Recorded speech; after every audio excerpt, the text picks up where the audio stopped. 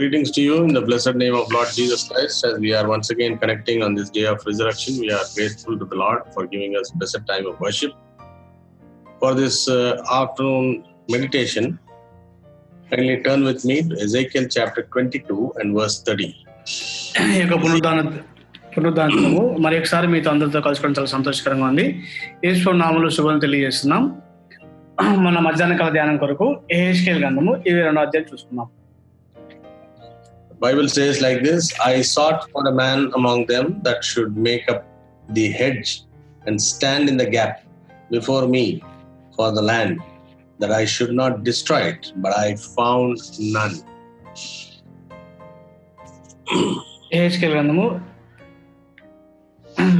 22వ అధ్యాయము 30వ వచనం. నేను దేశమును పాడు చేయకున్నట్లు ప్రాకారమును దిట్టపరచుటకును బద్దలైన సందుల్లో నిలుచుటకును తగిన వాడెవడని నేను ఎంత విచారించినను ఒకడైనను కనబడలేదు. Shall we look to the Lord for his help? సహాయం కొరకు ప్రార్థన చేసుకుందాం. Our eternal loving heavenly Father, ప్రేమగల నిత్యుడగు పరలోకపు తండ్రి, thank thee and praise thee for making thy grace available unto unworthy wretched servant as I am to Lord meditate little time around thy word. నీ వాక్యం చుట్టూ ధ్యానించుకోవడానికి అయోగ్యుడు నాకు ఇచ్చిన ఈ యొక్క సమయాన్ని బట్టి మీకు వందనాలు చెల్లిస్తున్నాను. Lord, this word may be spoken to each one of us, and this word may enable us to think and make us to rethink on our life and our relationship with thee. ప్రభువా, ఈ వాక్యం ద్వారా మాలో ప్రతి ఒక్కరితో మాట్లాడండి. ఈ వాక్యం ద్వారా మా జీవితాలు మరి ఒక్కసారి మేము ఆలోచించుకుంటూ సరి చేసుకుంటూ సహాయం చేయమని ప్రార్థిస్తున్నాం. Holy Father, thy word is like a hammer, it breaketh, and thy word is like a fire, it burneth. ప్రభువా, నీ యొక్క వాక్యం శుద్ధ వంటిది, అది బద్దలు చేస్తుంది. నీకు వాక్యము అగ్ని వంటిది, అది దహించి వేస్తుంది. ప్రభువా, now tell us to prophet Jeremiah in Jeremiah chapter 5 verse 14 that thy words will I put into thy mouth that it may go and burn the people like that thou may say. ప్రభువా, యెరెమీయా గ్రంథము 5వ అధ్యాయం 14వ వచనంలో నా మాటలు నోటి ఉంచి ఉన్నాను, నా మాటలు వెళ్ళి వాళ్ళని దహించి వేసేదని చెప్పింది ప్రభువా. Holy Father, these words of thine may burn us and help us that we will continue to burn for thy glory's sake. ప్రభువా, ఈ నీ మాటల ద్వారా మమ్మల్ని దహించండి, మేము కూడా మీకోసము అగ్ని వలె మంటకు సహాయం చేయమని ప్రార్థిస్తున్నాం. Holy Father, give us thy message and make it very loud and clear unto us. మీ యొక్క వర్తమానము మాకు బిగ్గరగా స్పష్టంగా మీరు వినిపింపజేయండి ప్రభువా. Help us, Lord, that we may not Lord treat it that it is something for me and something for me like that, but this is thy word and it is universal. ప్రభువా, ఇది నా కోసం చెప్పిందని అనుకోకుండా ప్రభువా, నీ వాక్యము అది అన్ని చోట్ల వ్యాపి ఉండే వాక్యం అని గుర్తించే సహాయం చేయండి. Holy Father, we bind the powers of darkness and we claim victory to the blood of Lord Jesus Christ, so that Lord, this word may go deeper and deeper into our hearts. ప్రభువా, చీకటిని బంధిస్తున్నాం, యేసు రక్తం ద్వారా విజయం ఆపాదించుకుంటున్నాం. ఈ వాక్యము మాటలు మా హృదయపు లోతులోకి మీరు తీసుకెళ్ళమని ప్రార్థిస్తున్నాం. Those who hear these words also may be touched by thee. ఈ మాటలు వాక్యము వినివారు కూడా మీ ద్వారా తాకబట్టకు సహాయం చేయండి. Again, Lord, touch both of our mouth and grant thy utterance unto both of us. మా ఇద్దరు నోటిని ముట్టి మీరే మీ వాక్కును మాకు దయచేయండి ప్రభువా. Claim thy finger according to Mark Gospel 7:35 that thy finger may touch the string or the nerve of our tongue so that we may speak plainly. ప్రభువా, మార్కు సువార్త 7:35 ప్రకారము మీ యొక్క వేలితో మా యొక్క నాలుకను ముట్టి నరమును సడలించి సరళంగా స్పష్టంగా మీ బిడ్డలతో మాట్లాడడానికి సహాయం చేయండి. Unless thou give us, we have nothing and I have nothing to share. మీరు మాకు ఇవ్వకపోతే పంచుకోవడానికి మా దగ్గర ఏమీ లేదని ఒప్పుకుంటున్నాం ప్రభువా. There are needy people and we need thy words. అవసరంలో ఉన్న ప్రజలం ప్రభువా, మీ మాటలు మాకు చాలా అవసరం. We want to humble ourselves under thy mighty wings. మీ బలమైన రెక్కల కింద మేము తగ్గించుకుంటున్నాం. Lord Father, put me under thy feet and use me as seemeth as good in thy sight. మీ పాదముల కింద నన్ను ఉంచి మీ దృష్టికి అనుకూలంగా వాడుకోండి ప్రభువా. The Savior crucified may be visible through this word. శిలువలో క్రీస్తు ఈ వాక్యం ద్వారా కనబడటకు సహాయం చేయండి. Make our little time as a blessing unto us as we commit ourselves into thy blessed hands and ask this prayer with thanksgiving in the precious and mighty name of Lord and Savior Jesus Christ. కొద్ది సమయం మాకు దీవెనకరంగా చేయండి. మమ్మల్ని మీ దీవించి హస్తాలకు అప్పచెప్తూ కృతజ్ఞతతో ఈ ప్రార్థన యేసుక్రీస్తు వారి ప్రశస్తమైన శక్తిగల నామంలో ప్రార్థించి అడుగుతున్నాం తండ్రి, ఆమేన్. Every problem in every country was addressed and problems have vanished with the word of prayer or the day of prayer. ప్రతి దేశంలో ప్రతి సమస్య కూడా సమస్యలు వచ్చినప్పుడు ఆ దేశంలో చేసిన ప్రార్థనల వల్ల ఆ సమస్యలకు పరిష్కారం కలిగింది. In the year 1940, on 15th of May, Winston Churchill, Prime Minister of Britain, got up with a very bad news that Hitler is almost defeated their 2 lakh soldiers. 1950 సంవత్సరంలో 40 సంవత్సరంలో మే 14 తారీఖు 15 తారీఖు బ్రిటన్ ప్రధానమంత్రి విన్స్టన్ చర్చిల్ గారు ఒక వర్తమానం తీసుకొచ్చినారు. చెడు వార్త ఏంటంటే, దుర్వార్త. హిట్లర్ ఆ దేశం మీద దాడి చేసి దాదాపు 2 లక్షల మందిని సంహరించాలనుకున్నారు. At the time of Second World War, and they are part of a united front and they were fighting against Hitler. అది రెండో ప్రపంచ యుద్ధ సమయం. అది అన్ని దేశాలు కూడా కలిసి హిట్లర్కి విరోధంగా వాళ్ళు పోరాడుతూ వచ్చారు. And he has almost succeeded on Britain, like that he received the news. దాదాపు హిట్లర్ బ్రిటన్ ని గెలిచేశాడు అనే వార్త చేరింది తనకి. Not knowing what to do, he went to their monarchy, to the King George VI, and he called for a meeting with him. అయితే ఏం చేయాలో అర్థం కాని పరిస్థితుల్లో తన అధిపతి అయిన కింగ్ జార్జ్ 6 కింగ్ జార్జ్ తన దగ్గరికి వెళ్ళి ఒక కూడిక సమావేశం ఏర్పాటు చేశారు. Then Winston Churchill was really shaken and he was troubled and he did not know what to do and what kind of a diplomatic move he has to do with this war time. అయితే Winston Churchill గారు ఎంతో కదిలింపబడి ఇటువంటి యుద్ధ సమయంలో ఏం చేయాలో అర్థం కాని పరిస్థితుల్లో సంకోచంలో ఉండిపోయారు. అక్కడ 24th of May, that is today, that is Sunday, is 24th of May, exactly 80 years back on the same day. 24 తారీఖు మే అంటే ఈ దినానికి దాదాపు కరెక్ట్ గా 80 సంవత్సరాల క్రితం అని చెప్పొచ్చు. 80 years, 24th of May, they announced the National Prayer Day in Great Britain. అయితే మే 24 తారీఖు వాళ్ళు ఏం చేశారంటే ఆ దేశమంతా కూడా జాతీయ ప్రార్థన దినాన్ని వాళ్ళు ప్రకటించారు. They started to pray. ప్రార్థించడం మొదలు పెట్టారు. Without anybody's knowledge or without anybody's thinking, Hitler for 2 days stopped all his tanks. అయితే గమనిస్తే జరిగిన విషయం ఏంటంటే, ఎవరికి తెలియకుండా, ఎవరి జ్ఞానం ప్రమేయం లేకుండానే హిట్లర్ 2 దినాలు తన యుద్ధ బాటిల్ ట్యాంక్స్ అన్నిటిని కూడా తన నిలిపివేస్తూ వచ్చాడు. These battle tanks were stopped for 2 days. 2 దినాలు ఆపేశాడు అది. And then another 2 days followed by this, that due to bad weather and lot of cloudy weather, people were not able to move from one place to the other. ఈ 2 దినాల తర్వాత వాతావరణ ప్రతికూలతను బట్టి అక్కడ మేఘాలన్నీ కమ్మేసినాయి కాబట్టి ఎవరు కూడా వాళ్ళ వాహనాలు అక్కడ కదపలేకపోయినారు. అక్కడ With a great deal, English people have escaped through English Channel River and reached England. About 2 lakh and odd soldiers came back. అయితే గొప్ప వింతైన రీతిలో ఆ ఇంగ్లీష్ నది దాని ద్వారా 2 లక్షల సైనికులు ఏదో రీతిగా తప్పించుకొని వాళ్ళు చేరుకున్నారు.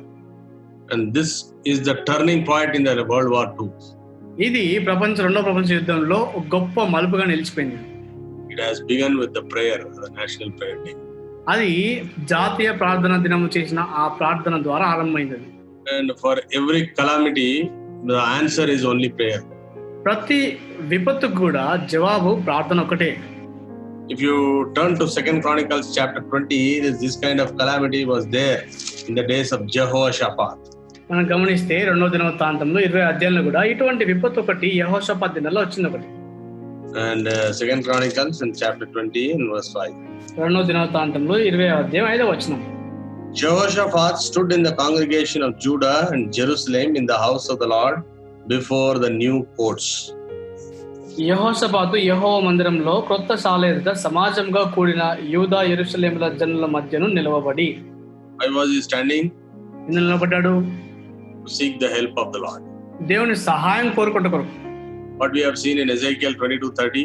యెహెజ్కేలు 22:30 ఏం చూసాం మనము? God requires a man to stand as a hedge so that he could not destroy the country. దేశమును పాడు చేయకున్నట్లు ఒక కంచెగా లేకపోతే నిలబడే ఒక మానవుని కోసం దేవుడు ఎదురు చూస్తున్నాడు. And then Jehoshaphat cried, humbled himself. What happened? అయితే యెహోషాపాతు తగ్గించుకొని మొదలుపెట్టినప్పుడు ఏం జరిగింది? In verse 17 we see, 17వ వచనం, రెండో దినవృత్తాంతంలో 20వ అధ్యాయం 17వ వచనం చూస్తే God gave them instant relief. He said, "He shall not need to fight in this battle.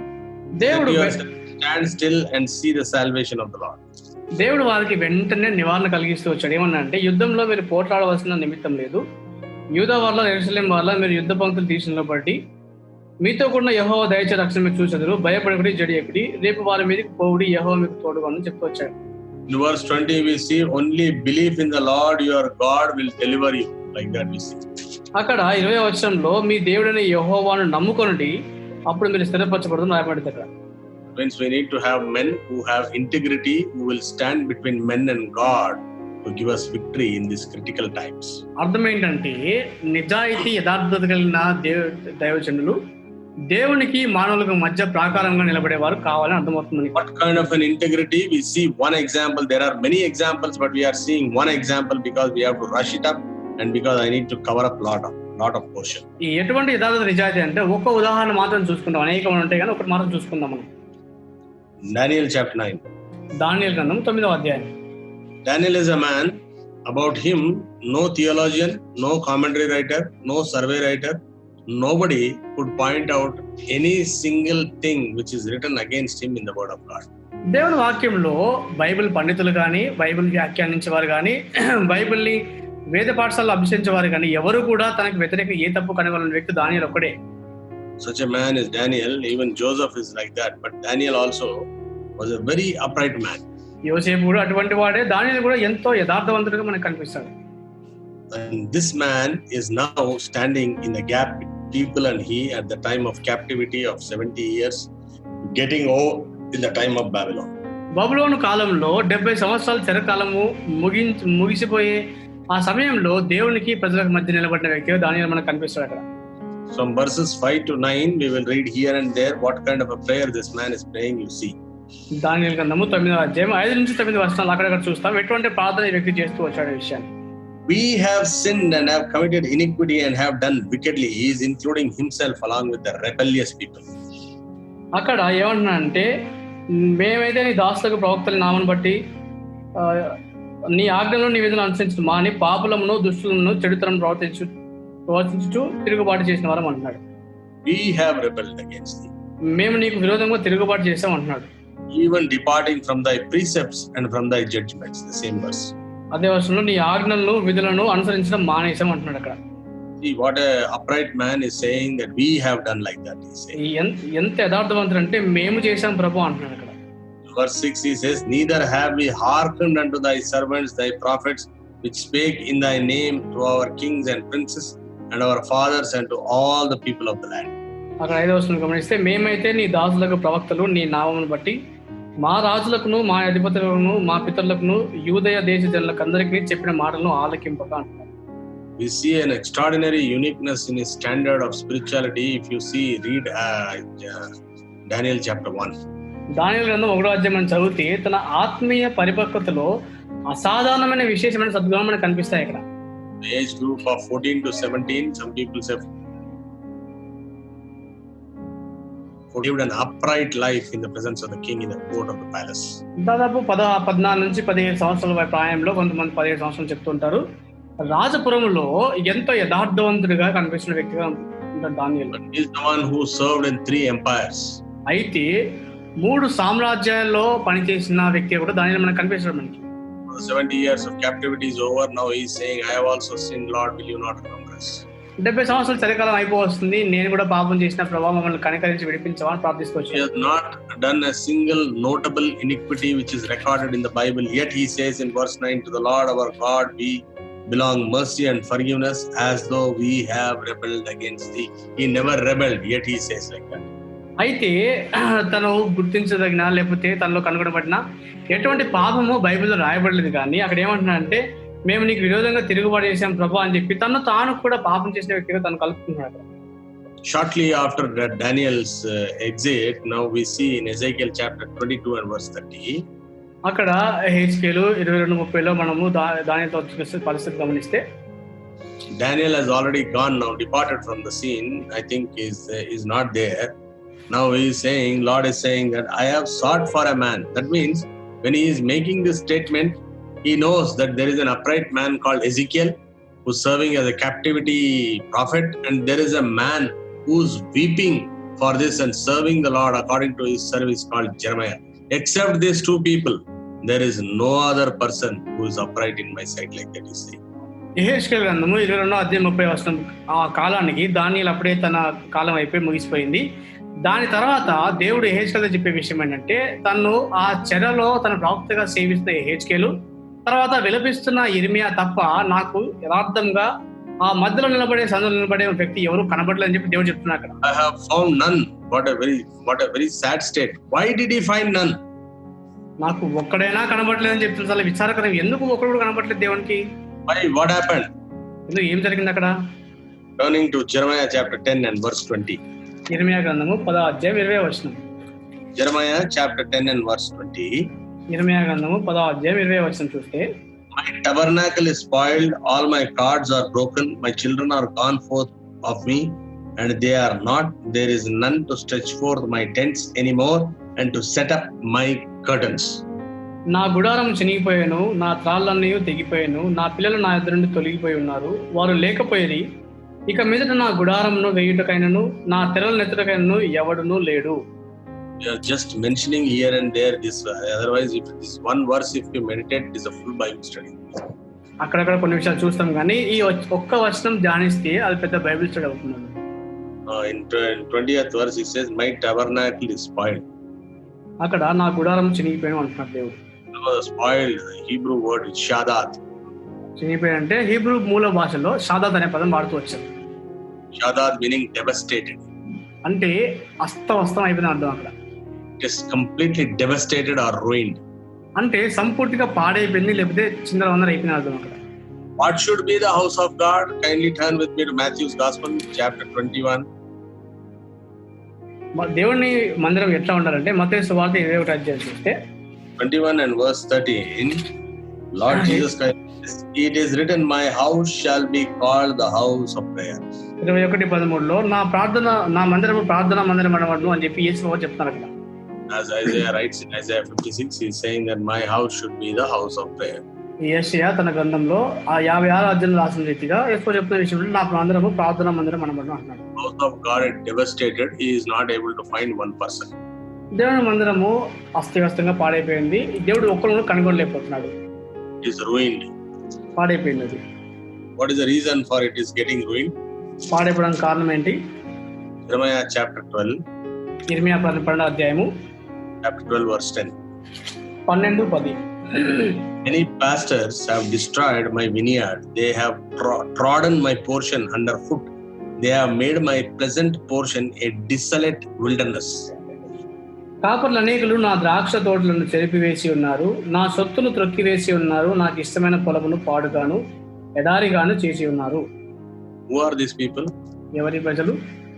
They are pastors like that. In English it is, in Hebrew it is said shepherds.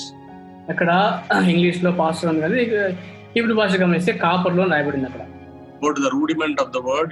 It will also have prophets, priests, pastors, and also shepherds like that. It will come. దానికి వేరే అర్థాలు మనం చూస్తే కూడా మూల భాషలో చూస్తే కాపర్లు, ప్రవక్తలు అని వీళ్ళందరి పేర్లు వస్తాయి అక్కడ మనకి.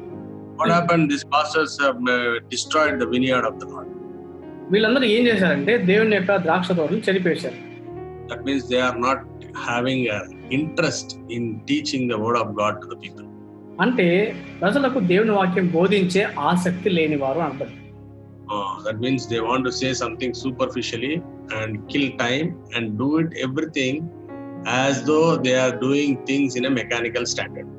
అయితే అన్ని కూడా మొక్కుబడిగా చేస్తూ పైన తేలిపోయే వాక్యాలు చెప్తూ వాళ్ళకి అన్ని కూడా కొనసాగిస్తూ ఉంటారు. They have destroyed it under the foot. How did they destroy? You have to turn with me to Zephaniah chapter 3. నా సొత్తును తొక్కివేసినారు. ఎట్లా తొక్కివేస్తారో జెఫన్యా గ్రంథం 3వ అధ్యాయం మనకు కనిపిస్తుంది. Zephaniah chapter 3 and verse 4. జెఫన్యా 3:4 వచనం. Her prophets are light and treacherous persons. Her priests have polluted the sanctuary. They have done violence to the law. దాని ప్రవక్తలు గప్పాలు కొట్టువారు, విశ్వాసఘాతకులు, దాని యాజకులు ధర్మశాస్త్రం నిరాకరించి ప్రతిష్ఠిత వస్తువులను అపవిత్రపరుతురు. ఏం కొట్టువారు అని ఉంది తెలుగులో. What does it say? గప్పాలు కొట్టువారు. Today, wow, who are preaching, beloved, on the pulpits? పుల్పిట్లో ఈ దినాల్లో ఎవరు బోధిస్తున్నారు?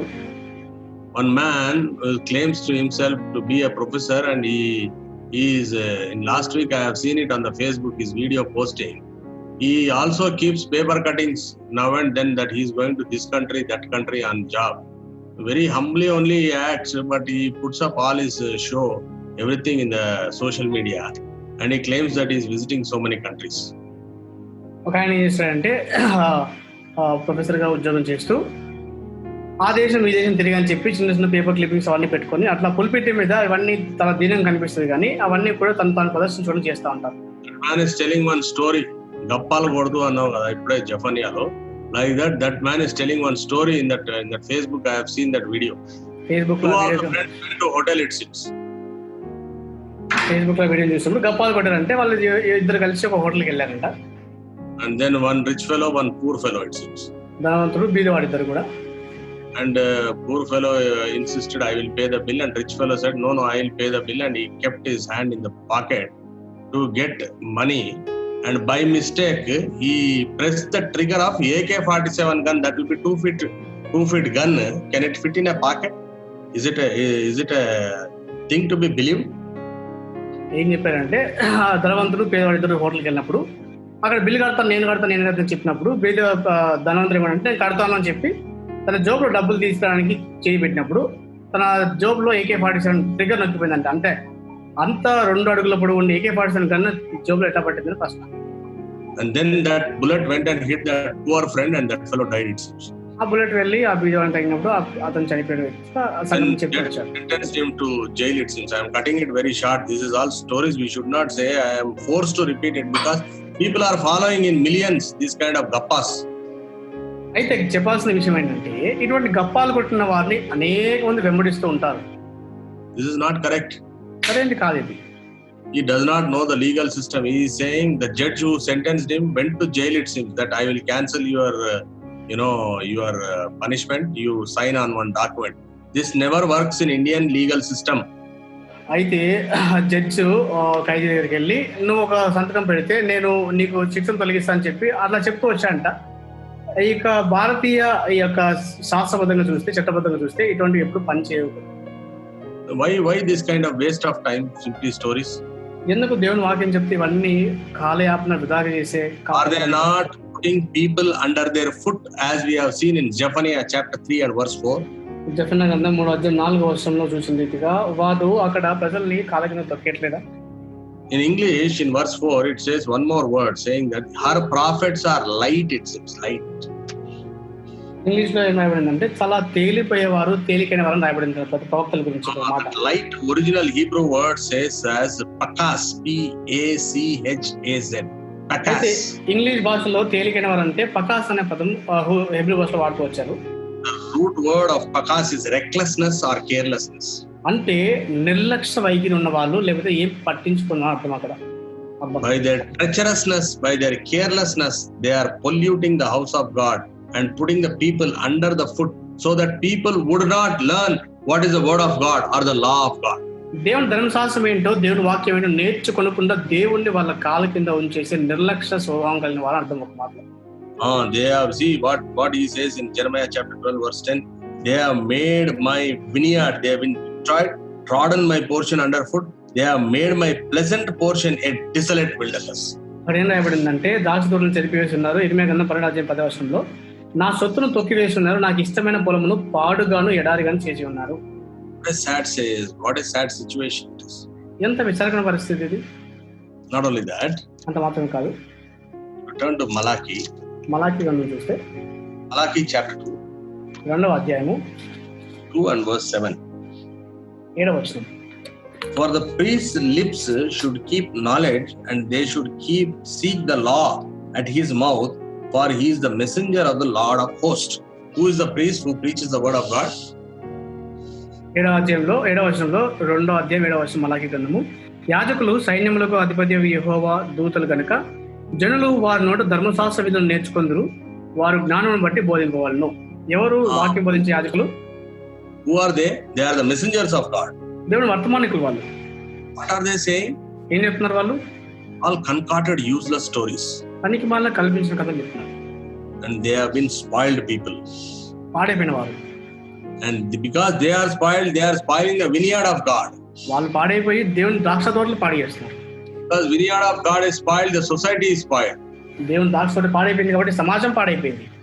Because the society is spoiled, the whole country, whole nation, whole world is spoiled because of that. సమాజం పాడైపోయింది కాబట్టి దేశం అంతా కూడా ప్రపంచం అంతా కూడా దాని వల్ల పాడైపోతూ వచ్చింది. And he says in verse 8 in Malachi, మలాకి గ్రంథంలో 8వ వచనంలో ఏమబడిందంటే 2వ అధ్యాయంలో, but ye are departed out of the way, ye have caused many to stumble at the law, ye have corrupted the covenant of Levi, saith the Lord of hosts. What a dangerous word. అయితే మీరు మార్గం తప్పితిరి ధర్మశాస్త్ర విషయంలో మీరు అనేకులను అభ్యంతరపరిచి లేవీయులతో చేయబడిన నిబంధనను నిరర్ధకం చేసి ఎంత భయంకర మాట వాడుతున్నారు.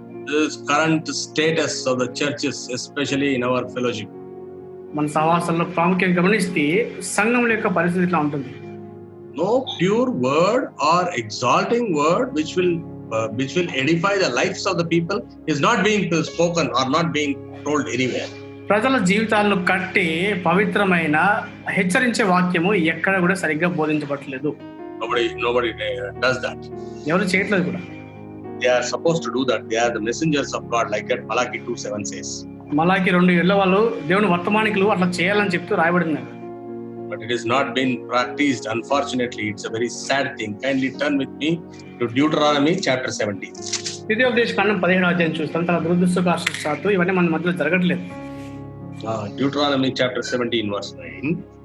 17వ అధ్యాయం 9వ వచనం చూస్తే ద్వితీయోపదేశకాండము, thou shalt come unto the priest, the Levite, and unto the judge that shall be in those days, and inquire, and they shall show thee the sentence of judgment. See the responsibility of the person who is heading or being a leader towards the people or like a shepherd.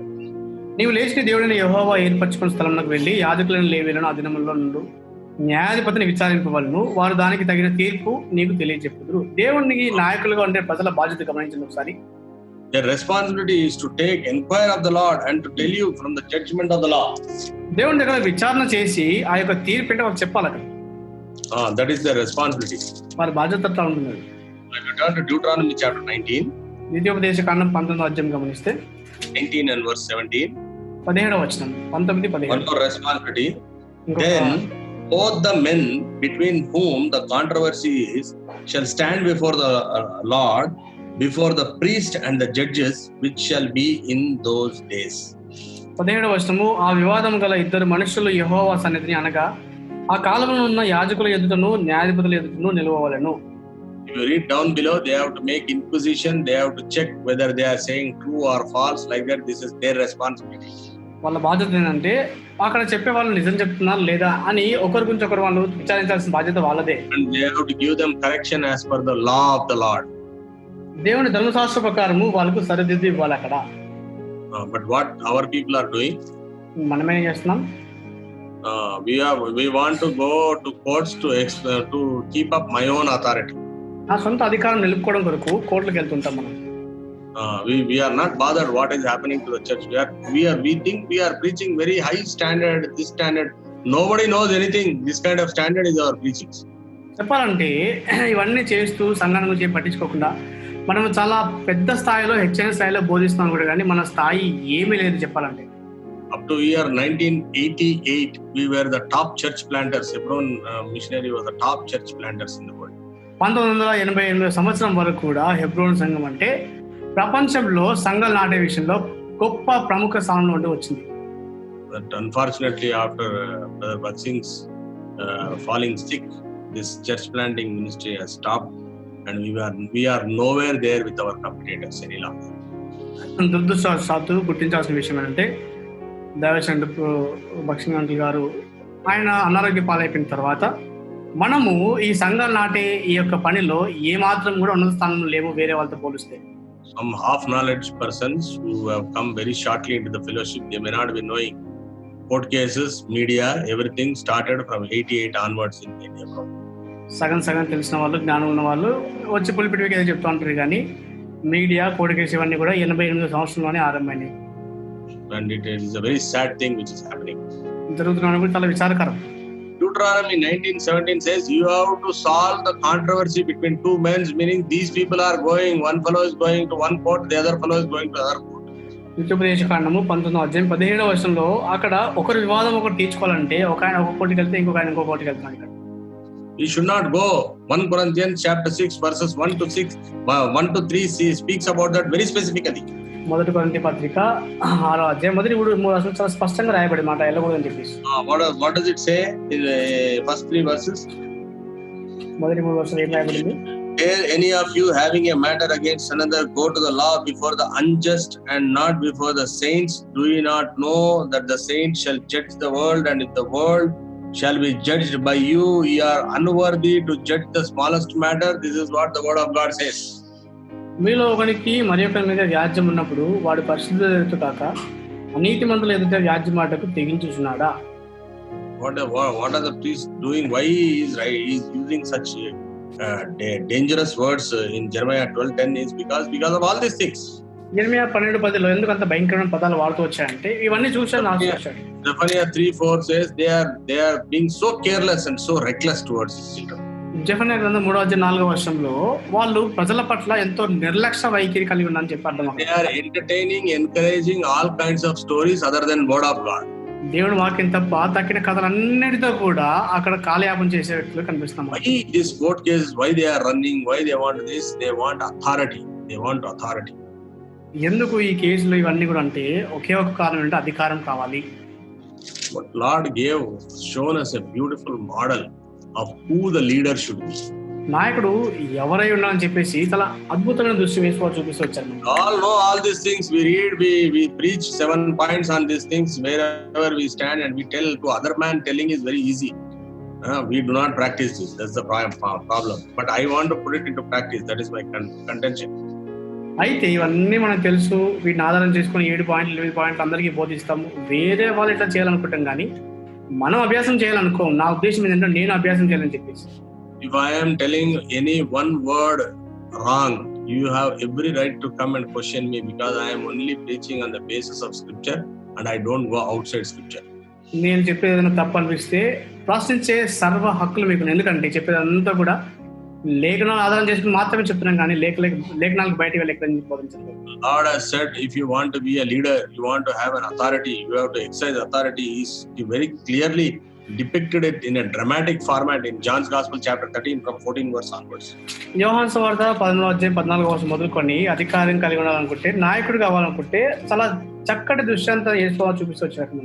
In verse 14 he says, if I then your Lord and your Master have washed your feet, ye also ought to wash one another's feet. Are we having that kind of humility?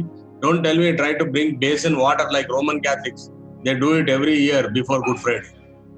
13:14 కాబట్టి ప్రభువును బోధకుని నేను మీ పాదములు కడిగినట్లా మీరు ఒకరి పాదములు ఒకరు కడగవలసినది. ఆ రోమా కథలికలు చేసినట్టుగా ప్రతి గుడ్ ఫ్రైడే ముందు వచ్చి పళ్ళలో నీళ్ళు పోసుకుని కలగడం అది కాదు నిజమైన భక్తి.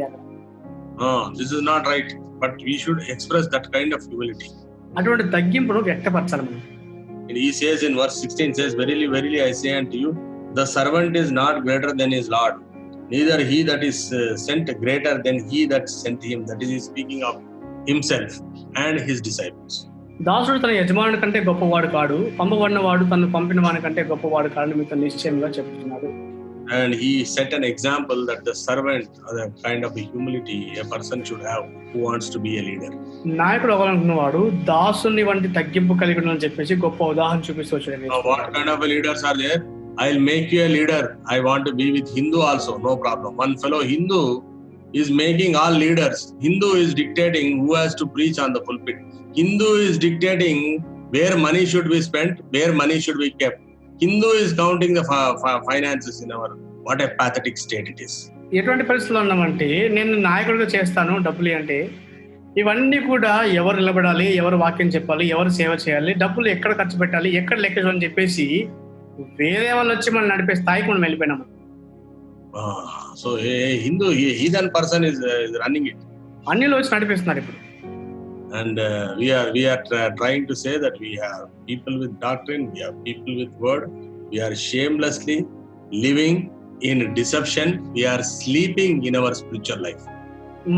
మనమేమో వాక్యం మనకు బాగా తెలుసు, సిద్ధాంతాలన్నీ మనకు చాలా చక్కగా తెలుసు అని సిగ్గు లేకుండా చాలా మోసంలో మనం నిద్రపోతున్నాం. In John's Gospel 13th chapter, very clearly he shows what we are supposed to do to be a leader. నాయకుడు అవ్వాలంటే మనం చేయాల్సిన విషయాలు 13వ అధ్యాయం 14వ వచనంలో యోహాను సువార్త చక్కగా రాయబడింది. Instead of following Lord Jesus Christ, whom we are following is, we will find that in Ezekiel chapter 28. యేసు ప్రభువుని వెంబడించడానికి బదులుగా ఎవరిని వెంబడిస్తున్నాం అనుసరిస్తున్నాం అంటే యెహెజ్కేలు గ్రంథము 28వ అధ్యాయంలో మనకు కనిపిస్తుంది. As it is, I have said in Jeremiah chapter 12, we have seen that a shepherd or a pastor, meaning a ruler also is one of the root word for pastor in Jeremiah 12. ఇర్మియా 12:10లో మనం చూసిన రీతిగా కాపరి లేకపోతే ఈ pastor, ఇక్కడ అధికారి అనే కూడా ఒక మూలపదం మనకు కనిపిస్తుంది. ఈ పాస్టర్ అర్థం ruler, that is God given responsibility to them. అంటే దేవుడు ఇచ్చిన బాధ్యత వాళ్ళకని చెప్తూ వస్తారు. Not satisfied with that authority, ఆ అధికారంతో సంతృప్తి లేక, but not willing to follow the pattern shown by Lord Jesus Christ in John Gospel chapter 30. యోహాను సువార్త 13వ అధ్యాయంలో యేసు ప్రభువు చూపించిన ఆ యొక్క మాదిరిని పాటించడం ఇష్టం లేక, we want to follow other person opposite. In Ezekiel 28 you will find that person. యెహెజ్కేలు 28లో కనిపించే ఆ వ్యక్తిని మనం అనుసరించాలనుకుంటాం. We will spend little time on this fellow. కొద్దిసేపు వ్యక్తిని ధ్యానిస్తాం. Ezekiel 28:13 we see that thou hast been in garden the Eden of God. Very precious stone was thy covering, sardius, topaz, diamond, beryl, onyx and jasper and sapphire and emerald and carbuncle and gold. The workmanship of thy tabernacle and thy pipes was prepared in thee in the day that thou wast created. Thou art the anointed cherub that covereth, and I have set thee so that thou wast upon the holy mountain of God. Thou hast walked up and down in the midst of the stones of fire.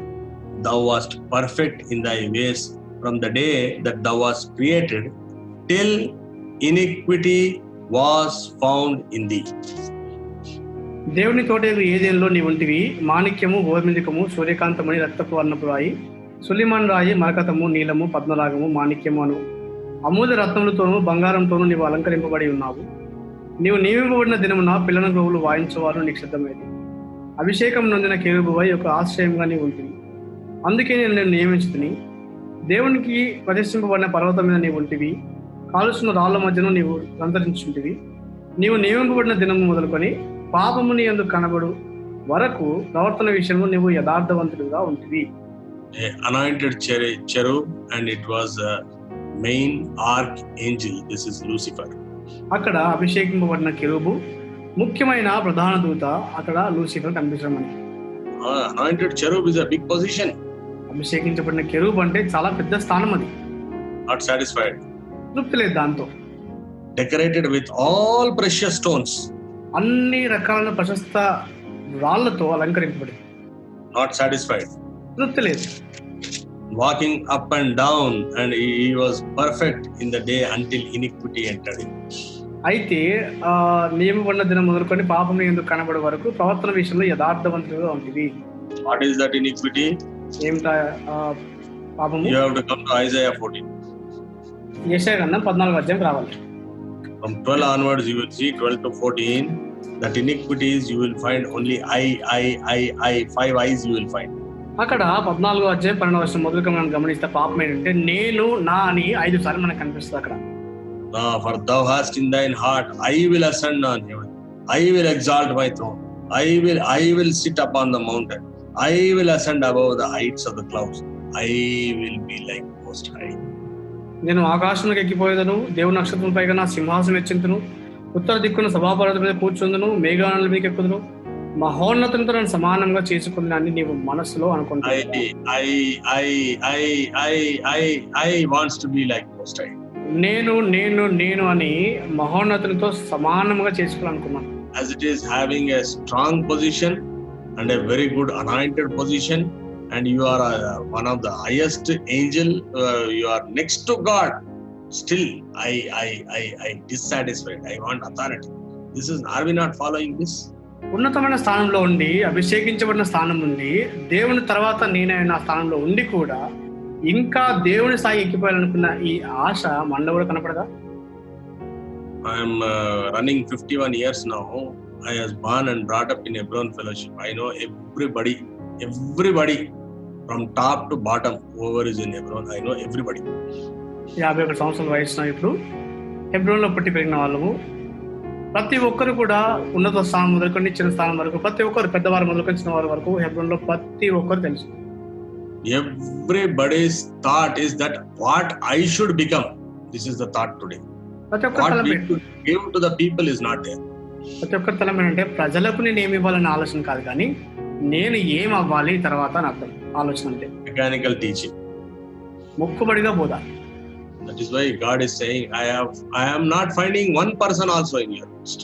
అందుకే దేవుడు ఏమన్నా అంటే మీ మధ్యలో నాకు ఒక్కరు కూడా కనబడలేదయ్యా అంటున్నాడు. I am not finding, because you are aspiring high position. You want to be I. ఉన్నత స్థానాన్ని ఆశిస్తున్నారు, దాన్ని కోరుకుంటున్నారు, ఉన్నతంగా వెళ్ళాలనుకుంటున్నారు, కాబట్టి నాకు ఒకరు కనబడలేదు అంటున్నాడు దేవుడు. How should the man be who should stand in the gap between God and man to negotiate with God? దేవునికి మనుషులకు మధ్య నిలబడి దేవునితో విజ్ఞాపన చేసే వ్యక్తి ఎట్లా ఉండాలి? See, turn to Numbers chapter 12 and verse 3. సంఖ్యాకాండం 12:3. Numbers chapter 12 and verse 3. సంఖ్యాకాండము 12:3. Now, what do we see here? Now the man Moses was very meek above all men which was upon the face of the earth. He never said I. He never said like that. యెహోవా మాట వినను, మోషే భూమి మీద ఉన్న వారందరిలో మిక్కిలి సాత్వికుడు. ఆయన ఎప్పుడు నేను చెప్పలేదు. Most meek man. ఎంతో సాత్వికుడు ఆయన. One more character we see in Hebrew. Hebrew పత్రికలో ఇంకొక వ్యక్తి మనకు కనిపిస్తాడు. And the same Moses only, we see another character of him. మోషే గురించి ఇంకో లక్షణం కనిపిస్తుంది. Hebrew chapter 3 and verse 5. Moses verily was faithful in all his house as a servant for a testimony of those things which were to be spoken after. అక్కడ తెలుగులో గమనిస్తే 2వ వచనం రాయబడింది, దేవుని ఇల్లంతట్లో మోషే నమ్మకంగా ఉన్నట్టు ఈయన కూడా తను నియమించిన వారికి నమ్మకంగా ఉంటాను. 5వ వచనము, ముందు చెప్పబో సంగతులు సాక్షాత్తుగా మోషే పరిసరకుడు అండి, దేవుడి ఇల్లంతట్లో నమ్మకంగా ఉన్నాడు. He is a most faithful man. ఎంతో నమ్మకస్తుడు ఆయన. Where are there faithful men nowadays? నమ్మకస్తులు ఈ దినాలు ఎక్కడున్నారు? One fellow gets some useless court orders from small court. Not even single issue is settled in our courts. Only on small things, on fabricated documents, by paying bribes, they are getting one small kind of order. These fellows jump from here, those fellows jump from there. Nobody know. No faithful persons there. Not a single man faithful person is found. చెప్పాలంటే ఇదేదో మన కోర్టుకి సమస్యలు ఇంకా పరిష్కారమే రాలేదు, కానీ ఏదో చిన్న కోర్టులో ఒక చిన్న కాగితం, కల్పించబడిన ఒక కాగితము, అది లంచాలు ఇచ్చుకున్న కాగితం తీసుకొచ్చి చెప్తే ఇక్కడ నుంచి అక్కడ, అక్కడ నుంచి అక్కడ అందరూ దూకే వాళ్ళుగా ఉంటున్నారు. Please come to me if you have any doubts. I will clarify with government papers, not with my words. సందేహాలు ఉంటే రావచ్చు, ప్రభుత్వ కాగితాలతో ముందు ఉంటామని కూడా, మా కాగితాలు కావు. One man was now claiming to be chairman Hebron. He said, I was a translator to Brother Buxing. He is writing in the court that I became brother-in-law of Brother Buxing. Translator is transformed into brother-in-law. How? Nobody knows. You can come to me, I will show the papers to you. ఒకప్పుడు బక్సింగ్ గారికి తర్జుమా చేసే ఆయన బక్సింగ్ గారికి బావ లేకపోతే బామ్మది అని చెప్పి అక్కడ అన్ని పుట్టిస్తున్నారు. అది ఎట్లా అయినా వాళ్ళకి తెలియాలి. Those papers have been filed in the courts and those are there with me. I can show it to you. అవన్నీ కోర్టులో ఫైల్ చేస్తారు, అవన్నీ నా దగ్గర ఉన్నాయి, చూపిస్తుంది. Where can we find faithful men these days? నమ్మకస్తులు ఎక్కడ దొరుకుతారు మనకి? Where can we find them standing and preaching about conscience, standing and preaching about so many standards in the Bible? Those things will not work. God says He wants to see faithfulness in men according to Hebrew chapter 3 and verse 5. Hebrew పత్రిక 3వ అధ్యాయంలో నమ్మకస్తులు కావడం దేవుడు కోరుకుంటున్నాడు. మనస్సాక్షి గురించి గొప్పగా బోధిస్తాం, ఇంకా చాలా విషయాల గురించి బోధిస్తాం, కానీ అవన్నీ పనిచేయాలి. Their preachings are also like that only. That's why He is saying, no, you are spoiling my vineyard. You are troddening them under your foot. Like that He is saying. ద్రాక్ష తోటలు పాడి చేస్తారు, పాదాల కింద తొక్కేస్తున్నాం అని చెప్పి దేవుడు చెప్తూ వస్తున్నారు.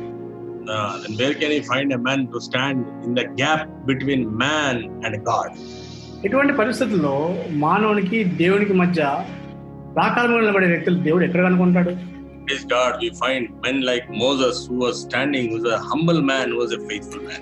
అయితే నమ్మకస్తుడిగా చాలా సాత్వికుడిగా ఉంటూ కనిపించే మోషే వంటి వారు దేవునికి పెద్ద మంది నిలబడి వారు దేవునికి స్తోత్రం. Not only humble and faithful man, this man was succeeded in convincing God by saying the words which nobody knew. అయితే సాత్వికుడు నమ్మకం మాత్రమే కాదు కానీ ఎవరికి తెలియని మాటలని చెప్పి దేవుణ్ణే ఒప్పిస్తొచ్చాడు కొన్ని విషయాలు.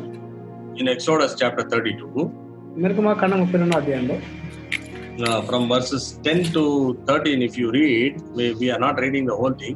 10 to 14 you read, you will see an incident. God wants to destroy the children of Israel. అక్కడ 10 నుంచి 14 వచనం సంఘటన చూడడం కానీ దేవుడు ఇశ్రాయేలు నాశనం చేయాలనుకున్న విషయం మనకు కనిపిస్తుంది. And when he started to do that, this man was standing in between the gap between men and God. దేవుడు అట్లా చేయాలనుకుంటున్నప్పుడు దేవునికి మనుషులకు మధ్య ఆ సందులో నిలబడే వ్యక్తిగా మోషే ఉంటున్నాడు. He makes 3 points there. 3 విషయాలు చెప్తాడు అక్కడ. See, first point in verse 12 you see. మొదటి విషయము 12వ వచనంలో కనిపిస్తుంది. Lord, if you destroy these people, what would the enemies of God, Egyptians, will think about it? ప్రభు నువ్వు వీళ్ళని నాశనం చేస్తే దేవుని శత్రువున్న ఐగుప్తులు ఏమనుకుంటారు ప్రభు, ఏం ఆలోచిస్తారు? God to think. అప్పుడు దేవుడికి ఆలోచించడం మొదలుపెట్టాడు. In the second point you see in verse 13. 13వ వచనం రెండవ విషయం చూస్తే what does he say? ఏం చెప్తున్నాడు అక్కడ? He says, remember Abraham, Isaac and Israel, my servants, to whom thou swearest by thine own self. అక్కడ ఏమంటే నీ సేవకులైన అబ్రహామును, ఇస్సాకును, ఇశ్రాయేలును జ్ఞాపకం చేసుకొనుము అంటున్నాడు అక్కడ. When he said that, God had to stop. ఆ మాట చెప్పినప్పుడు దేవుడు ఆగిపోవాల్సి వచ్చింది. Why? ఎందుకు? He was touching something which God has done nearly about 510 years ago with Abraham. ఈ సంఘటనకు మునుపు దాదాపు 510 సంవత్సరాలకు మునుపు దేవుడు అబ్రహాంతో చేసిన ఒక విషయాన్ని మోషే అక్కడ తాకుతున్నాడు. What did Abraham do? Abraham ఏం చేశాడు? దేవుడు అబ్రహాంతో ఏం చేశాడు? You have to come to Genesis chapter 15. ఆదికాండం 15వ అధ్యాయం కొద్దాం. Moses was not born. మోషే అప్పటికి పుట్టలేదు ఇంకా. But he had the knowledge of what has happened 510 years ago. అయితే 510 సంవత్సరాల క్రితం జరిగిన ఒక విషయము తన జ్ఞాపకంలో ఉంటుంది. And he is quoting that to the Lord. ఆ విషయాన్ని దేవునితో చెప్తున్నాడు. What is he saying? ఏం చెప్తున్నాడు? From verses 1 to 8 you can read it later on. This is a portion where God appears to Abraham. 1 నుంచి 8 వచనాలు దేవుడు అబ్రహాముకు ప్రత్యక్షమయ్యే సంఘటన కనిపిస్తుంది అక్కడ. And then Abraham says, I go childless, what is that you are going to give me? Abraham అంటాడు, నాకు పిల్లలు లేరు ప్రభా, నాకు ఏమి ఇస్తావు ప్రభా అంటాడు. God says, no, a child will be born after thine own bowels. అప్పుడు దేవుడు అంటాడు, లేదు నీ సంతానంగా ఒక వ్యక్తికి పుట్టారని చెప్తూ వస్తాడు. In verse 6, a very wonderful verse, we normally quote it and all the New Testament is based upon this. We say in 6th verse, he believed in the Lord and it was counted unto him for righteousness. అక్కడ మనం 6వ వచనం గమనిస్తే ఒక మాట అంటాడు, నూతన నిబంధన అంతటి కూడా ఇదే ఆధారంగా కనిపిస్తుంది, అబ్రహాము దేవుని నమ్మిన అది నీతిగా ఎంచబడిన విషయం. God Apostle Paul quotes to the Church of Romans in Romans 4 and verse 3. We are not reading it, just mentioning it. రోమపత్రిక 4వ అధ్యాయం 3వ వచనంలో అపోస్తలుడు పౌలు రోమా సంఘానికి రాస్తున్న విషయం అది కనిపిస్తుంది. And in Galatians chapter 3:6 we see that. గలతీ పత్రిక 3:6 కూడా మనకు కనిపిస్తుంది అన్నమాట. And after saying these things, Abraham is convinced, and then he goes and in verse 7 again he says, and he said unto him, I am the Lord that brought thee out of Ur of Chaldees. Like that he says, Lord. అక్కడ అదే చెప్పిన తర్వాత వెళ్ళిపోతాడు. అప్పుడు దేవుడు మళ్ళీ జ్ఞాపకం చేస్తే కల్దీల ఊరు నుంచి నేను తీసుకుని వచ్చిన దేవుడు నేనని చెప్తూ వస్తాడు. The Ur of Chaldees is a part of Mesopotamia, which is the oldest civilization. కల్దీలు అనే ఊరు అంటే మెసొపొటేమియాలో అతి ప్రాచీన అది అని చెప్పొచ్చు. Mesopotamia means between 2 rivers, Euphrates and the other one, Tigris. Mesopotamia అంటే 2 నదుల మధ్య, అంటే ఒకటి యూఫ్రటీస్ నది, రెండోది టైగ్రిస్ నది. అది Meso means between, Potamia means rivers, Mesopotamia. పొటోమియా అంటే నదులు, మెసో అంటే మధ్యలో అని అర్థం. Mesopotamia meaning between the rivers is the place. Mesopotamia అంటే నదుల మధ్య ఉండే స్థలం అని అర్థం. And he says that I am the Lord, I have promised you, it all settles the matter, you can go, like that he says. నేను యెహోవాను, నేను వాగ్దానం చేశాను, ఇక్కడతో అంతా అయిపోయింది, వెళ్ళిపోవచ్చని చెప్తూ వచ్చాను. But again he comes in verse 8, Abraham with a doubt saying that what is the confirmation? 8వ వచనంలో దీని యొక్క నిర్ధారించడం ఎట్లా అని చెప్పేసి ఇంకో సందేహంతో అబ్రహాం మళ్ళీ వస్తాడు. See verse 8, nobody speaks, we are all happy with verse 6. He believed and it was counted righteousness. He believed it has counted for righteousness. Like that we keep on saying. అక్కడ 15:6లో అతడు యెహోవాను నమ్మెను, నీతిగా ఎంచబడినని ఇది ఒకటే పదే పదే చెప్తాం కానీ 8వ వచనం ఎవరు చెప్పడం కూడా. See, he says, and he said, Lord God, whereby shall I know that I shall inherit it? Now he's coming. What is the confirmation for your promise? Like that is asked. అతడు ప్రభువైన యెహోవా నేను దీన్ని స్వతంత్రించుకోనదనని నాకు ఎట్లు తెలియను కానీ ఒక సందేహంతో వస్తున్నాడు. Kindly observe carefully. This is the same thing what Moses is quoting 510 years later in Exodus chapter 32. జాగ్రత్తగా గమనిస్తే ఇదే విషయము 510 సంవత్సరాల తర్వాత నిర్గమకాండం 32వ అధ్యాయంలో మోషే ఇదే వచనం ఎత్తిపడుతున్నాడు. What did God do then to clarify the confirmation, to give the confirmation to Abraham? అబ్రహాంకి నిర్ధారణ చేయడం కొరకు సందేహం తీసుకోవడం దేవుడు ఏం చేస్తున్నాడు అక్కడ? See verse 9. He said unto him, take me an heifer, 3-year-old, a she-goat, and a ram, and a turtle dove, and a young pigeon. Turtle dove, young pigeon are 2 birds, and 3 are animals. ఆయన 3 ఏళ్ల పెయ్యను, 3 ఏళ్ల మేకను, 3 ఏళ్ల పొట్టేలును, ఒక తెల్ల గువ్వను, ఒక పావుర పిల్లను నా ఎదుగు తెమ్మని అతనితో చెప్పాను. Why did he tell all these things? ఇవన్నీ ఎందుకు చెప్పాడు దేవుడు అక్కడ? Because Abraham belongs to Mesopotamia. Abraham మెసొపొతామియా చెందినవాడు కాబట్టి. In Mesopotamia, Sumerian, Akkadian culture. Akkadian is the oldest empire there. Akkadian. ఆ మెసొపొతామియాలో సుమేరియల అక్కేడియన్ అనే ఒక ఆచారం ఉంటుంది అక్కడ. In this అతి ప్రాచీన ఆచారం అది. This is the oldest culture when 2 people are making covenant. ఇద్దరు వ్యక్తులు నిబంధన చేసుకుంటున్నప్పుడు అతి ప్రాచీన సంప్రదాయం ఏంటంటే they cut the animal from throat to the back, not in between. They cut it like this in a longitude manner. అక్కడ ఒక పశువుని అడ్డంగా కాదు కానీ దాన్ని ఆ యొక్క తల మొదలుకొని వెనుక వరకు దాన్ని 2 భాగాలు చేస్తారు, 2 పక్కల ఇటు పక్కన. Longitudinally they'll split the animal into 2. దాని పొడవులో ఆ యొక్క పశువు జంతువుని 2 ముక్కలుగా చేస్తారు. So 3 animals cut, blood will be flowing on the ground and all the dirt will be there. They split it into 2 pieces. అయితే ఆ 3 పశువుల్ని వాళ్ళు అక్కడ వధించినప్పుడు రక్తం అంతా ప్రవహిస్తుంది, కింద మట్టి ఉంటుంది, అక్కడ ప్రవహిస్తుంది రక్తం. And on the blood, the 2 people with the bare feet, they should walk saying that if I fail my word, my commitment, let God do like this to me, and they both will walk in that blood.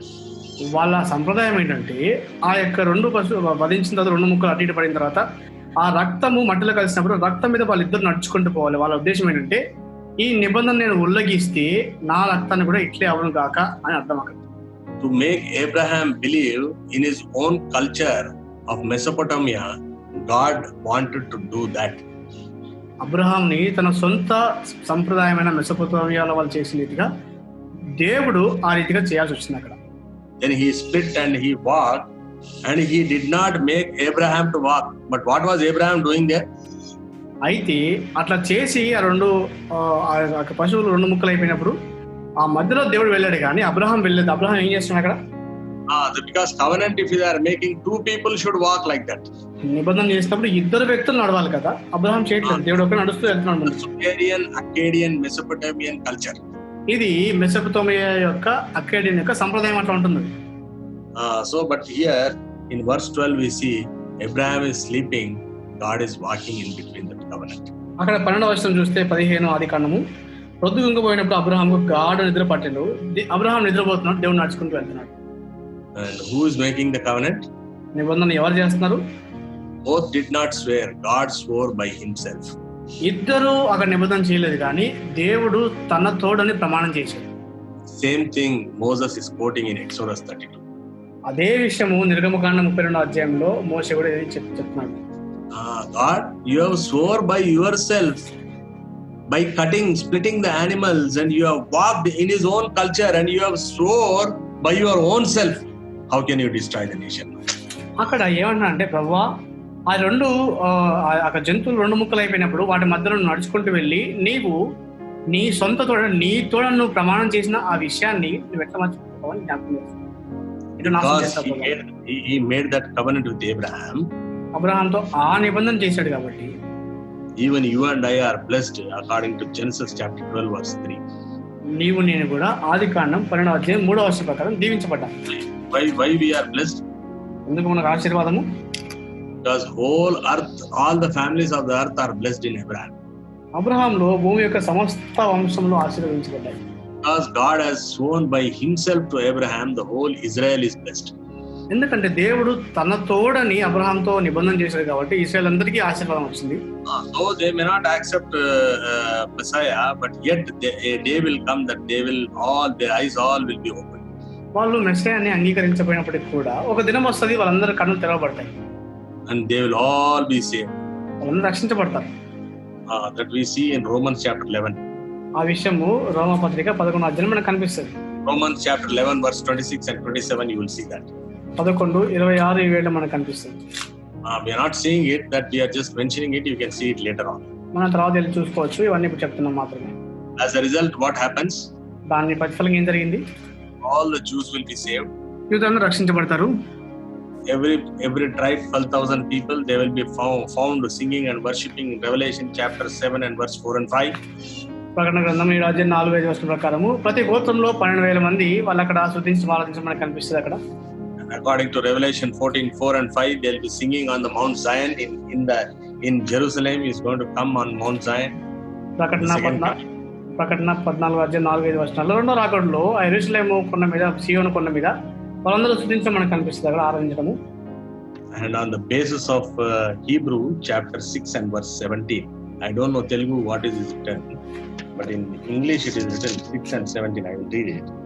Wherein God, willing more abundantly to show unto heirs of promise the immutability of his counsel, confirmed it by an oath.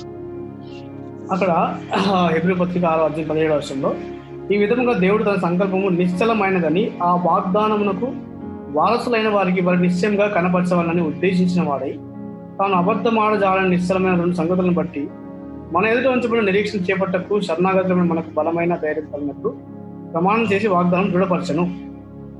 See, he is on the same covenant. Everything is based on. సమస్తం కూడా ఆ ఒక్క నిబంధన మీద ఆధారపడి ఉంటుంది. Because of that covenant, you and I are also brought into the commonwealth of Israel. We read that in Ephesians chapter 2, verses 12 and 22. We are not seeing it. We can see it later. మనం తర్వాత చూసుకోవచ్చు. ఎఫెసీ పత్రిక 2:12-22 ప్రకారము ఆ నిబంధన వాగ్దానాన్ని బట్టి ఇశ్రాయేలుతో మనము కూడా సహపౌరులం అవుతూ వచ్చాము. We have become co-heirs with them. వాళ్ళతో కూడా వారసులం అవుతూ వచ్చాము. See, we will see one verse in Ephesians chapter 3 and verse 6. ఎఫెసీ పత్రిక 3:6 ఒక మాట చూస్తాం మనం. 3 and verse 6. 3:6. See, the Gentiles should be fellow heirs and of the same body and the partakers of his promise in Christ by God. ఈ మర్మం ఏదనగా అన్యజనులు సువార్త వలన క్రీస్తు యేసునందు యూదులతో పాటు సమాన వారసులు ఒక శరీరం మందలి సాటి అవయములు వాగ్దానంలో పాలివారులై ఉన్నారని వినాలి. So the oath what Lord God Jehovah did it in Genesis chapter 15 by splitting the animals and walked and made it a covenant with Abraham is applicable to you and me. కాబట్టి దేవుడని యెహోవా అబ్రహాంతో ఆదికాండం 15:6-8 చేసిన ఆ నిబంధన వాగ్దానములు ఆ యొక్క పశువులను 2గా విడదీసి వాటి మధ్య నడుచుకుంటూ చేసిన వాగ్దానము నీకు నాకు కూడా వర్తిస్తుంది. By quoting these kind of things, we have to pray unto the Lord. ఇటువంటివి దేవునికి ఎత్తిపట్టి దేవుని దగ్గర ప్రార్థించాలి. These things, our people, instead of praying these things, we try to tell 101 useless stories. ఇవి చెప్పడానికి బదులుగా పనికి వాళ్ళ 100 కథలు చెప్తుంటాము. Pragmatically, according to the word of God, this is what God said, this is what Moses said, this is what when he said in Exodus 32 verse 13, God had to just keep quiet. అయితే క్రియాపూర్వకంగా ఇవన్నీ చెప్పినప్పుడు నిర్గమకాండం 32:13 మొదలుకొని చూస్తే ఈ మాటలన్నీ మోసే దేవునితో చెప్పినప్పుడు దేవుడు ఒక్కసారి మౌనం వహించాడు. Did you not swear by yourself? ప్రభా నీతో నువ్వు ప్రమాణం చేయలేదా ప్రభా? Then what happened? ఏం జరిగింది అక్కడ? Verse 14. The Lord repented of the evil which he thought to do unto his people. అందరూ యెహోవా తన ప్రజలకు చేసేదని చెప్పిన కీడును గురించి సంతాపపడెను. Everybody is saying prayer, everybody is praying, God is saying this kind of hypocritical prayers I will not hear. అన్ని ప్రార్థనలు జరుగుతున్నాయి, గొలుసు ప్రార్థన, ఆ ప్రార్థన, ఈ ప్రార్థన, ఇంత వేషధారణతో కూడిన ప్రార్థన అన్ని కూడా దేవుడు ఏం స్పందించాడు. God is saying my tabernacle is devastated because of you. నిన్ను బట్టి నా గుడారం చెనిపోయిందని చెప్తూ వచ్చాడు. My house is ruined. నా మందిరం పాడైపోయింది. My prophets have become reckless or careless people. మా ప్రవక్తలు నిర్లక్ష్యంతో పట్టింపు లేకుండా ఉంటున్నారు. In Telugu it is beautiful. In Zephaniah 3:4, they are, instead of telling the word of God, they are telling all gappas. తెలుగులో చూస్తే జెఫన్యా గ్రంథం 3:4 దేవుని వాక్యాన్ని చెప్పడానికి బదులుగా గప్పాలు కొట్టేవారుగా అయ్యారు. If gappas you are giving, you want to stand between man and God, win the battle with God, you cannot win. ఇటువంటి గప్పాలు కొడుతూ దేవునికి మానవునికి మధ్య నిలబడి దేవునితో యుద్ధం గెలవాలి అంటే కానిపడినది. No humility, not following the principle told by Lord in John's Gospel 13, we cannot go anywhere. ఎటువంటి నియమాలు పాటించకుండా యోహాను సువార్త 13 చెప్పిన నియమాలు తగ్గింపు లేకుండా ప్రార్థన చేయాలంటే ముందుకు వెళ్ళలేం కూడా మనం. I stand by every single word what I spoken in this sermon, because for every word I have evidence. Anybody can come and talk to me very freely. ఈ వర్తమానంలో చెప్పిన ప్రతి మాటకి రుజువులు ఆధారాలతో ఉన్నాను కాబట్టి ఎవరికి సందేహం వచ్చినా ప్రశ్నించవచ్చు. Because this is word of God. ఇది దేవుని వాక్యం కాబట్టి. God is searching for a man to stand between the gap between man and God. దేవునికి మనుషులకు మధ్య ఉన్న సందులో నిలబడాలని ఒక వ్యక్తి నిలబడని చెప్పి దేవుడు ఎదురు చూస్తున్నాడు. Should we not humble ourselves? మనం తగ్గించుకోలేమా? Should we not become faithful? నమ్మకస్తులుగా అవ్వలేమా? Do not follow the path of Lord Jesus Christ in John Gospel chapter 13? యోహాను సువార్త 13 యేసు ప్రభువు బాటలో మనం నడవలేమా? Do we not forsake the enemy of God in what we have seen in Ezekiel 28 and Isaiah 14?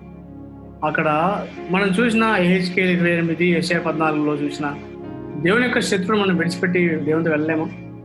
In the beginning we have seen Jehoshaphat prayed, he got a response. ఆరంభంలో మనం చూసిన యెహోషాపాతు ప్రార్థించినప్పుడు ప్రతిస్పందన జవాబు వచ్చింది అక్కడ.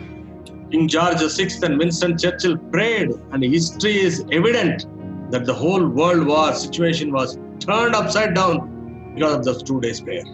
అయితే విన్స్టన్ చర్చిల్ గారు, తర్వాత కింగ్ జార్జ్ 6 దేశమంతా వాళ్ళు ప్రకటించిన ఆ యొక్క జాతీయ ప్రార్థన దినాన్ని బట్టి, వాళ్ళు చేసిన ప్రార్థనను బట్టి అక్కడ ప్రపంచ యుద్ధమే మారిపోతూ వచ్చిన దానికి చరిత్ర సాక్ష్యం మనకి. God wants to heal the whole world, but he is looking for a man to stand in between the gap. దేవుడు ప్రపంచం అంతటినీ కూడా స్వస్థపరచాలని కోరుతున్నాడు, కానీ దేవునికి మనుషులకు మధ్య సందులో నిలబడే ఒక వ్యక్తి కోసం దేవుడు చూస్తున్నాడు. Should we not humble ourselves? మనం తగ్గించుకోలేమా? Should we not revisit our preachings and our teachings? మరొకసారి మన బోధలు, ఉపదేశాలు మరొకసారి మనం సరి చేసుకోలేమా? Should we not preach the pragmatic word, saving word of Lord Jesus Christ? క్రియాపూర్వకమైన రక్షించే యేసు ప్రభువారి వర్తమానం మనం బోధించలేమా? Should we not stop concocted stories? కల్పనా కథని మనం మానేయలేమా? May the Lord help us. దేవుడు మనకు సహాయం చేయండి. The Lord enable us to change, and we be the men like Moses. We may quote the deeds of God, which will make him to change his mind and stand in between the gap of man and God. దేవుడు మనల్ని మార్చి దేవునికి మనుషులకు మధ్య నిలబడి దేవుడు చేసిన క్రియలను జ్ఞాపకం చేసి దేవుని మనసును మార్చుకునే వ్యక్తులుగా మనం వాడబడలేమా? Shall we close this meeting with the word of prayer? ఈ మనం ఒక ప్రార్థనతో ముగించుకుందాం. Our loving Father in heaven, మా ప్రేమగల పరలోకమందున్న మా తండ్రి, thank thee and praise thee for making thy mind manifested through unworthy wretched servant Isaiah. అయోగ్య పరిజ్ఞానం దౌర్భాగ్య నా ద్వారా మీకు మనసులో మీరు స్పష్టపరచడానికి మీకు నా తెలుస్తాం. Lord, you are looking for a man to stand in between man and God in the gap. ప్రభా, మానవునికి దేవునికి మధ్యలో ఉన్న సందులో ఒక నిలబడాల వ్యక్తి కోసం ఎదురు చూస్తున్నాం ప్రభా. We have spoiled, we are trodden thy household, we have spoiled thy house. మేము పాడైపోయినాము, మీ ఇంటిని మేము పాడు చేసినాం ప్రభా, మీ మందిరాన్ని పాడు చేసినాం. We want to change with our true repentance. నిజమైన పశ్చాత్తాపంతో మారాలని ఆశపడుతున్నాం ప్రభా. We want to fall in line with thee. మీతో కూడా కలిసి ఉండాలని ఆశపడుతున్నాం.